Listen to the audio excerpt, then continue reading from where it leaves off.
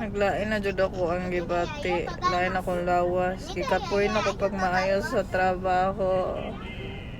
Gikan mi view in kay nagsakit mi tanan.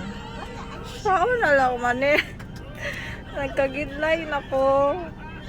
Wala dyan yung nagkadimao. Gikan kong trabaho. Pang 5th day na ko straight sa trabaho. And medyo niuli ko sa'yo like 1:30. Kay para magpa-check up na ko ni siya. Kay siya ang grabe ang ubo.